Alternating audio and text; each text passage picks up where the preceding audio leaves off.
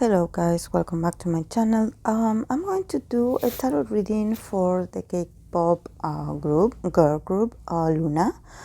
I hope I'm pronouncing it right. So I'm new to, actually I don't follow that much of girl groups. I know a few. But a lot of people have been requesting me to read about them, so I would like to start, as always, reading for them in a general manner and for them as a group, and then we'll see how this video goes. If it gets a lot of views and probably a lot of people interact with it, I will be inspired to do individual readings for, I believe that they have a lot of members, so it will be interesting to also give the girl groups a space. I know that there are others that had been requesting me. ESPA also had been requesting me for me to do, so I will try to deliver this very soon. So let's start with the cards that came out. This is going to be like a near future for the group, accordingly to the next 3 to 6 months. But let's see what the energies are available from today. How they are doing, how they are, in what state they are in their careers. So we start off with the Seven of Swords, the Four of Pentacles, the Ace of Pentacles, the Ten of Swords, the Ace of Cups, the King of Pentacles, the Knight of Wands, the Queen of Wands, and the Death card. So starting off with the Seven of Swords. The Seven of Swords always talks about, it's a very like a sneaky kind of vibe energy, because the Seven of Swords, it's always trying to do your work or trying to do an action in a very silent way, probably being very reserved and not telling all the details, because it's like you want to somehow you want to win, or you want to also preserve your work or your goal. So this is why there are some omissions, some things that you do not say or show. And here with the Four of Pentacles, of course, it talks about money. I think that for the girls, I don't know them. I heard their names, but I don't know them. I think that they had worked really hard to accomplish a certain goal. I don't know if they had like a comeback recently, or they are releasing something new that it has definitely the potential to be a successful project, something that can open a lot of doors and opportunities for them, and that they were really excited about it, and they were really excited about this project. But there's something about this that doesn't feel right. I have the feeling that somehow something was stolen from them, and I cannot figure out what it is. I don't know. I have no idea. But since the Seven of Swords is the first card, the card that starts the reading, probably this is something that had happened a while ago, and it's somehow still part of the present. So, but it's like a very weird kind of influence, in the sense that they did achieve, or they are going to achieve, what they worked so hard for. But at the same time, it feels like a stolen victory, like someone actually stole their real opportunity, because even though it's going to be a success, there's a feeling of feeling exhausted, and also feeling betrayed, and feeling really tired mentally and physically, because of everything that you had to go through. Since the Ten of Swords, it's also the number of the 10. It's like the last stage of that period. So I think that even though they had struggled in the past, that this is almost like the end of that cycle. But here with these cards, the energy that I'm getting is that everything that they had built together, it wasn't easy. That they had to get used to or adapt to a lot of situations that weren't really comfortable, that actually were really nerve-wracking. You know, that they were like really like probably a lot of change of ideas, you know, and ideas being stolen, and you know, like a very tricky kind of energy. But I do see the physical and the material effort here. So definitely the results, if they are getting a good result in their projects and in their music and with the fans, I think that everything they gained it with a lot of efforts. I know that despite of their popularities or not, myself, I have been reading for the idols for a long time now. I have come really close with their energy, even though for some groups I'm not the fan, but actually it helps me more because I can be very objective. And all the idols that I had read for, individually and as a group, I can see the effort and I can see the struggles and the all the struggles that they went through, and that there was not a single moment where they didn't put the effort or where they had it easy. You know, I think that this is something that all fandoms should take into consideration, especially when they start fan wars or when they start comparing each other or when they start like getting upset for someone else's comments. You know, I think that these young idols, female and male, they are all working really hard. Some of them worked really hard without getting any kind of payment except the promise that they would be successful someday. Some of them had left their families with a lot of debts, and some of them had really had like a lot of nervous breakdowns and a lot of burnout because of all the amount of work and training that they had to do. So this is remarkable here in this spread, that I can see I can see their effort, and I can also see how stable they were and how committed they were to make it. Like, because I think that there were a lot of things, there were a lot of odds, there were a lot of obstacles in the way for them. I don't know about the group, I don't know their dynamic, but I think that yes, there was like a feeling of like betrayal. You know, there was like something about their energy, that there was something that they couldn't rely on entirely or that they couldn't trust. So I think that for them, every little success or every little winning that they have for them is really appreciated, because they definitely put all they stayed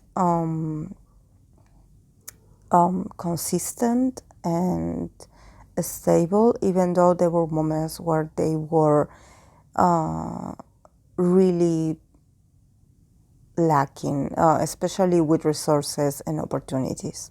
So I think that this is why they are stronger now. But yes, it hasn't been easy also for them to adapt to. Are there many members? I think that there are a lot of members, because there's something about each other's energy at the same time. Maybe you have different personalities and different characters, and sometimes they do clash with each other. So probably the mental struggle also came from them not getting along entirely, or them like not trying to stay patient with each other, but at the same time being really different. And so they are in a different page right now, but I think that there was like a bit of disorganization. I don't know why, but it's like I cannot tell the dynamic, because I feel like, are there some members that are no longer with them, or they had always been the same number? Because there's like a change, like, oh, I have to adapt because a new person is coming or a new person is leaving. So it's like I cannot trust anyone, something like that. Then with the Ace of Cups, the King of Swords, the King of Pentacles, sorry, and the Knight of Wands. I definitely feel that whoever their CEO or their manager is, he definitely loves the girls. He loves the group. He supports the group. He sees them as his creation, of course. But he is definitely someone that would go against all odds in order to fight for the girls. I think that this manager or this CEO, it's someone that he makes things happen for the girls. And I think that for him, even though he is represented by the King of Pentacles, so it means that he has the resources, he has the money, he has the influences. But I think that he really had to put a lot of himself in order to make this project successful, or to make it known, or to make the girls get a chance to exposure to a lot of a good amount of publicity.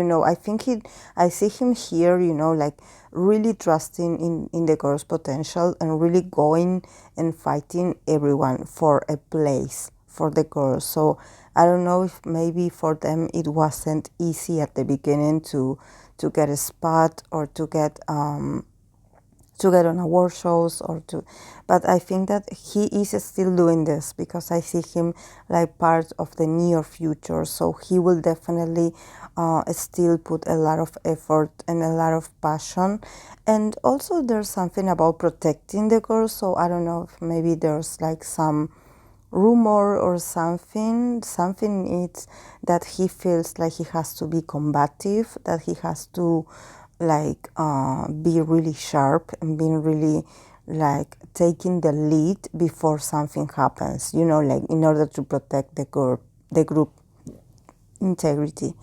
And also here with the Queen of Wands and the Death card, there's a female here that she's also represented like a queen. So probably she is not a part of the girls, but she is someone that is really influential, probably like a kind of also a manager, or someone that it's in charge of making really important decisions.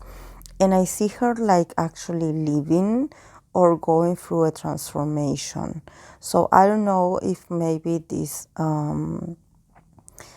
kind of fiery energy and combative energy from this King of Pentacles has to do with firing this female, like, because I see her like no longer working with them. So probably this is like someone that made a mistake, or somehow had like a disagreement with him, so he decided to let her go. Or probably, I don't know why, because I have the feeling that it's a bit weird how how how passionate he is for putting an end to things. Probably they had like a relationship or something like that, so it's best for them to not work together, something like that. But I think that this change, or this female living, is actually going to be a very beneficial transformation for the girls. This is why it is here. Like I said, this Queen of Wands does not represent one of the girls. It represents someone that is older, or someone that is more influential, someone that it's like a boss, like a female boss, or that she is in charge of a lot of important decisions, but somehow she will no longer be doing this. And I think that this will mark a new beginning from them, because I don't know how close they were to this female, but I think that the decision that he's making is from thinking a lot, and also from thinking what's best for the girls. So I don't know if maybe, you know, that at the beginning I talked about ideas being stolen and about not being able to trust each other.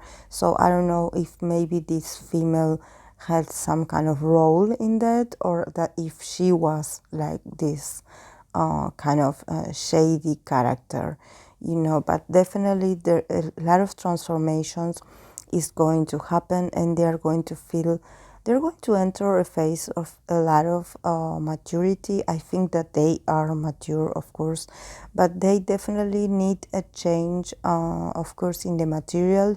They are really excited, and at the same time they are a bit tired physically and mentally, because of all the preparations. So if they are releasing something new, please show them your support, because they definitely need it. So, but yes, I see them like actually staying strong.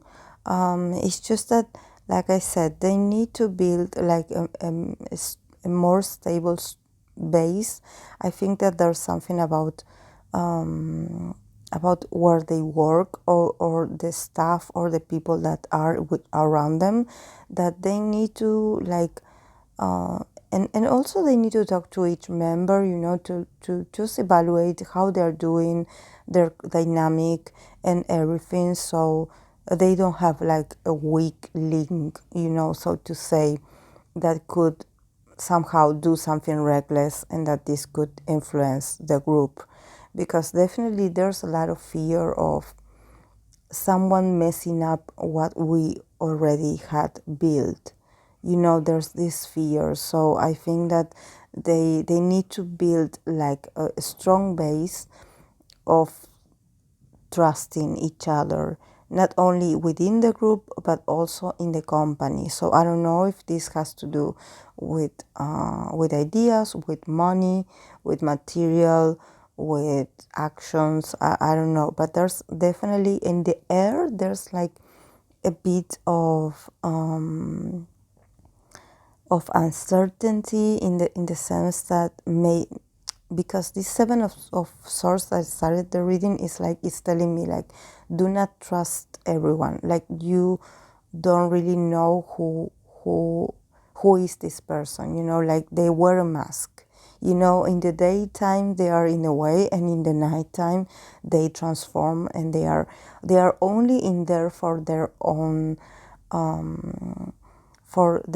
interest, and from what they can gain from the situation. So definitely they need to work on having reliable people, you know, trustworthy people working with them, because there's like a bit of instability, but it's not that the group is creating it. It's just that there's something about, you know, when you work sometimes in an environment where some people are envious, or are jealous, or some are very just negative, you know, and you feel like the energy or everything that you are trying to put as a priority, you know, to try to make things work, to stay positive, to bring the best of you and the situation.